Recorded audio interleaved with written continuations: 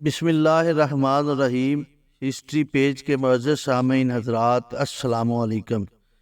ناظرین، آج ہم حضرت موسیٰ علیہ السلام اور حضرت خضر علیہ السلام کا واقعہ بیان کریں گے کہ کس طرح اللہ تعالیٰ نے موسیٰ علیہ السلام کی خضر علیہ السلام سے ملاقات کروائی، اور کس طرح وہ دونوں اکٹھے چلتے ہیں، اور کس طرح حضرت خضر علیہ السلام ایک بچے کو قتل کرتے ہیں تو حضرت موسیٰ علیہ السلام صبر نہیں کر سکتے، اور حضرت خضر علیہ السلام کا اصل نام کیا ہے، یہ سارا واقعہ ہم آپ کو بتائیں گے اس ویڈیو میں۔ اس سے پہلے ہماری ریکویسٹ ہے کہ آپ ہمارے چینل کو سبسکرائب کر لیں، ویڈیو کو لائک کر لیں، تاکہ اس طرح کی مزید اچھی ویڈیو آپ کو ملتی رہے۔ اب چلتے ہیں ہم اپنے ٹاپک کی طرف۔ حضرت ابی بن کعب رضی اللہ تعالیٰ عنہ سے حضرت عبداللہ بن عباس رضی اللہ تعالیٰ عنہ روایت بیان فرماتے ہیں کہ حضور پاک صلی اللہ علیہ وسلم نے ارشاد فرمایا، ایک مرتبہ حضرت موسیٰ علیہ السلام اپنی قوم سے خطاب فرما رہے تھے تو کسی نے ان سے پوچھا کہ سب سے زیادہ علم والا کون ہے؟ حضرت موسیٰ علیہ السلام نے جواب دیا کہ سب سے زیادہ علم والا میں ہوں۔ اللہ تعالیٰ نے حضرت موسیٰ علیہ السلام سے ناراضگی کا اظہار کرتے ہوئے فرمایا کہ اے موسیٰ، آپ کو کہنا چاہیے تھا کہ سب سے زیادہ علم والا اللہ تعالیٰ ہے۔ اس کے بعد اللہ تعالیٰ نے حضرت موسیٰ علیہ السلام کی طرف وحی نازل فرمائی، میرے بندوں میں ایک بندہ مجمع البحرین میں ہے، وہ تم سے زیادہ علم والا ہے۔ حضرت موسیٰ علیہ السلام نے عرض کی کہ باری تعالیٰ، میں اس صاحب علم شخصیت سے ملاقات کرنا چاہتا ہوں، اس سے ملاقات کیسی ہوگی؟ اللہ تعالیٰ نے فرمایا کہ اے موسیٰ، تم ایک برتن میں پکی ہوئی مچھلی لے کر دریا کے کنارے چلتے جاؤ، جس جگہ مچھلی زندہ ہو کر دریا میں کود جائے وہیں اس شخص سے تمہاری ملاقات ہو جائے گی۔ حضرت موسیٰ علیہ السلام برتن میں مچھلی لے کر اپنے نوجوان خادم یوشع بن نون کے ہمراہ روانہ ہوئے۔ رستے میں جب صخرہ نامی مقام پر پہنچے تو موسیٰ علیہ السلام کچھ دیر آرام کرنے کے لیے لیٹ گئے۔ اسی دوران مچھلی زندہ ہوئی اور چھلانگ لگا کر دریا میں چلی گئی۔ جس طرف مچھلی گئی اس کے پیچھے سرنگ کی طرح راستہ بنتا چلا گیا۔ یوشع بن نون کو اس معاملے سے بڑا تعجب ہوا اور اس نے ارادہ کیا کہ جب موسیٰ علیہ السلام بیدار ہوں گے تو میں ان سے یہ ماجرا بیان کروں گا۔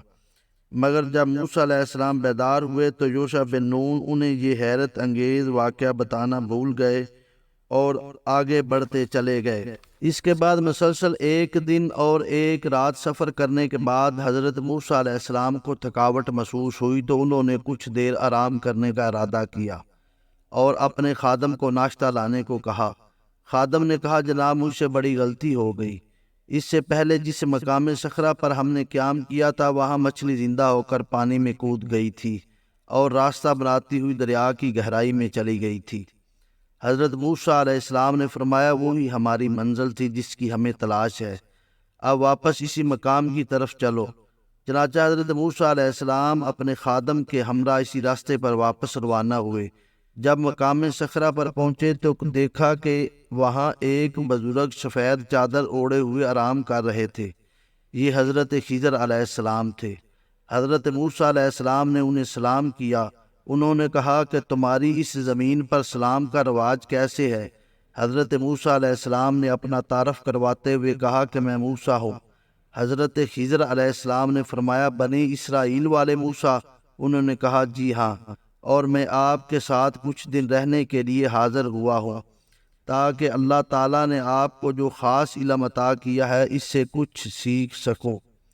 حضرت خضر علیہ السلام نے کہا کہ اے موسیٰ، آپ کو جو علم عطا کیا گیا اس میں سے کچھ کا مجھے علم نہیں، اور جو مجھے اللہ تعالیٰ نے علم عطا کیا ہے وہ آپ نہیں جانتے، اس لیے آپ کا میرے ساتھ رہنا مشکل ہو جائے گا۔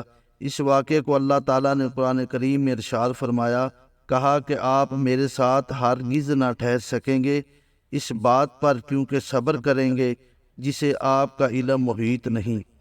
حضرت موسیٰ علیہ السلام نے جواب دیا، کہا کہ ان قریب اللہ چاہے تو تم مجھے صابر پاؤ گے اور میں تمہارے کسی حکم کے خلاف نہ جاؤں گا۔ حضرت خضر علیہ السلام نے کہا کہ اگر تو میرے ساتھ رہنا چاہتے ہو تو مجھ سے کسی بات کا نہ پوچھنا جب تک میں خود اس کا ذکر نہ کروں۔ چنانچہ دونوں حضرات دریا کے کنارے روانہ ہوئے۔ ان کے پاس دریا پار کرنے کے لیے کوئی کشتی نہ تھی۔ وہاں سے ایک کشتی گزر رہی تھی۔ انہوں نے کشتی والوں سے کہا ہمیں بھی اپنے ساتھ کشتی میں سوار کر لو۔ انہوں نے ان دونوں حضرات کو اپنی کشتی پر سوار کر لیا۔ جب دونوں حضرات کشتی پر سوار ہوئے تو کشتی والوں نے حضرت خضر علیہ السلام کو پہچان لیا اور ان دونوں حضرات کو عزت بخشی اور کشتی میں سفر کا کرایہ وصول نہیں کیا۔ اتنے میں ایک چڑیا کشتی کے کنارے آ کر بیٹھ گئی۔ سمندر کے پانی سے اپنی چونچ سے پانی پینے لگی۔ حضرت خضر علیہ السلام نے فرمایا اے موسیٰ، آپ کا اور میرے علم اللہ تعالیٰ کے علم کے مقابلے میں ایسے ہے جیسے سمندر کے مقابلے میں چڑیا کی چونچ میں پانی ہے۔ حضرت خضر علیہ السلام اپنی جگہ سے اٹھے اور کشتی کا ایک تختہ توڑ کر اس میں سوراخ کر دیا۔ حضرت موسیٰ علیہ السلام نے کہا کہ اے خضر، آپ نے یہ کیا کر دیا؟ انہوں نے ہماری عزت کرتے ہوئے ہم سے کرایہ بھی وصول نہیں کیا، آپ نے ان کی نئی کشتی کو توڑ دیا۔ حضرت خضر علیہ السلام نے کہا کہ میں نے آپ سے کہا تھا کہ میرے معاملات ایسے ہوں گے کہ آپ ان پر صبر نہیں کر سکیں گے۔ حضرت موسیٰ علیہ السلام نے کہا میری اس بھول کو آپ نظر انداز فرما دیں، اب میں آپ کے کسی بھی معاملے میں مداخلت نہیں کروں گا۔ پھر دونوں آگے روانہ ہوئے۔ گلی میں کچھ بچے کھیل رہے تھے۔ حضرت خضر علیہ السلام نے ان میں سے ایک بچے کو تھپڑ مارا جس سے وہ بچہ ہلاک ہو گیا۔ حضرت موسیٰ علیہ السلام بولے آپ نے ایک معصوم جان کو قتل کر دیا جس کا کوئی قصور بھی نہیں تھا۔ خضر علیہ السلام نے کہا کہ میں نے آپ سے کہا تھا کہ آپ میرے ساتھ نہیں رہ پائیں گے۔ حضرت موسیٰ علیہ السلام نے کہا یہ آخری مرتبہ درگزر کر دے، اب اگر میں آپ کے معاملات میں مداخلت کروں تو آپ مجھے اپنے ساتھ نہ رکھیے گا۔ پھر دونوں روانہ ہوئے۔ چلتے ہوئے ایک بستی میں جا پہنچے۔ ان کو بھوک محسوس ہوئی تو انہوں نے بستی والوں سے کھانا طلب کیا، مگر بستی والوں نے انہیں کھانا کھلانے سے صاف انکار کر دیا۔ کچھ آگے چلے تو انہوں نے بستی میں ایک دیوار دیکھی جو عن قریب گرنے والی تھی۔ حضرت خضر علیہ السلام نے اس دیوار کو مرمت کر کے سیدھا کر دیا۔ حضرت موسیٰ علیہ السلام نے کہا کہ بستی والوں نے ہمیں کھانا نہیں کھلایا جبکہ ہم شدید بھوک میں تھے، اگر آپ چاہتے تو اس دیوار کو مرمت کے بدلے ان سے کھانا طلب کر لیتے۔ حضرت خضر علیہ السلام نے کہا کہ آپ میرے ساتھ مزید نہیں چل سکتے، اس لیے اب آپ اپنی راہ مجھ سے جدا کر لیں۔ حضرت خضر علیہ السلام نے کہا جانے سے پہلے میں آپ کو ان معاملات کی تفصیل بتا دیتا ہوں تاکہ آپ کے ذہن میں کوئی غلط فہمی باقی نہ رہے۔